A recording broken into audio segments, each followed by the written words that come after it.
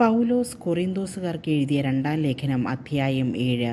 പ്രിയപ്പെട്ടവരെ, ഈ വാഗ്ദാനങ്ങൾ നമുക്കുള്ളതിനാൽ ശരീരത്തിൻ്റെയും ആത്മാവിൻ്റെയും എല്ലാ അശുദ്ധിയിലും നിന്ന് നമ്മെത്തന്നെ ശുചീകരിക്കുകയും ദൈവഭയത്തിൽ വിശുദ്ധി പരിപൂർണമാക്കുകയും ചെയ്യാം.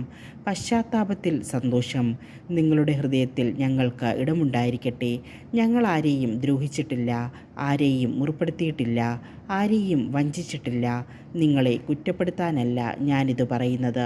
ഒന്നിച്ചു മരിക്കാനും ജീവിക്കാനും വേണ്ടി നിങ്ങളെ ഞങ്ങളുടെ ഹൃദയത്തിൽ പ്രതിഷ്ഠിച്ചിരിക്കുകയാണെന്ന് ഞാൻ നേരത്തെ പറഞ്ഞല്ലോ. എനിക്ക് നിങ്ങളിൽ ഉത്തമ വിശ്വാസമുണ്ട്, നിങ്ങളെക്കുറിച്ച് വലിയ അഭിമാനവുമുണ്ട്. ഞാൻ ആശ്വാസഭരിതനായിരിക്കുന്നു. ഞങ്ങളുടെ ക്ലേശങ്ങളിലെല്ലാം ഞാൻ ആനന്ദപൂരിതനുമാണ്. ഞങ്ങൾ മക്കെദോനിയയിൽ ചെന്നപ്പോൾ പോലും ഞങ്ങൾക്ക് ഒരു വിശ്രമവുമില്ലായിരുന്നു എന്ന് മാത്രമല്ല, ക്ലേശങ്ങൾ സദാ ഞങ്ങളെ അലട്ടിക്കൊണ്ടുമിരുന്നു. പുറമേ മത്സരം, അകമേ ഭയം.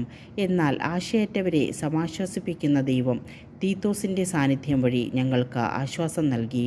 സാന്നിധ്യത്താൽ മാത്രമല്ല, നിങ്ങളെ പ്രതി അവനുണ്ടായിരുന്ന സംതൃപ്തി മൂലവും നിങ്ങൾക്ക് എന്നോടുള്ള താൽപ്പര്യത്തെയും സഹതാപത്തെയും തീഷ്ണതയെയും കുറിച്ച് അവൻ പറഞ്ഞപ്പോൾ ഞാൻ അത്യധികം സന്തോഷിച്ചു.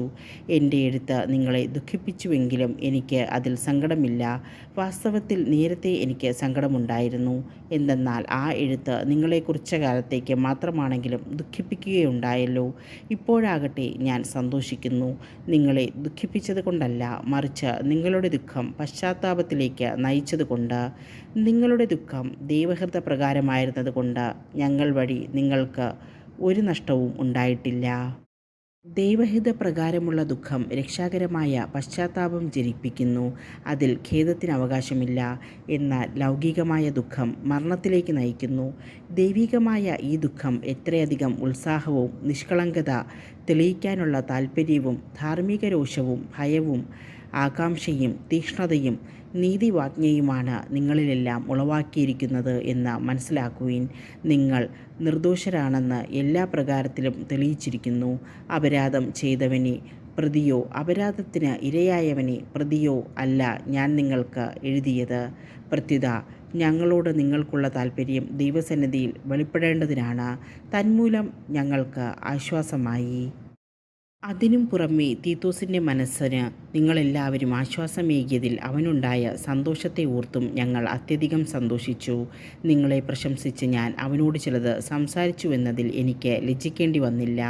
ഞങ്ങൾ നിങ്ങളോട് പറഞ്ഞതെല്ലാം സത്യമായിരിക്കുന്നത് പോലെ തീത്തോസിനോട് ഞങ്ങൾ മേനി പറഞ്ഞതും സത്യമാണെന്ന് തെളിഞ്ഞിരിക്കുന്നു.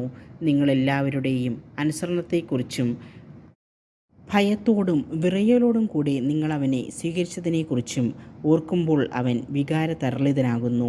എനിക്ക് നിങ്ങളിൽ പരിപൂർണ വിശ്വാസമുള്ളതിനാൽ ഞാൻ സന്തോഷിക്കുന്നു.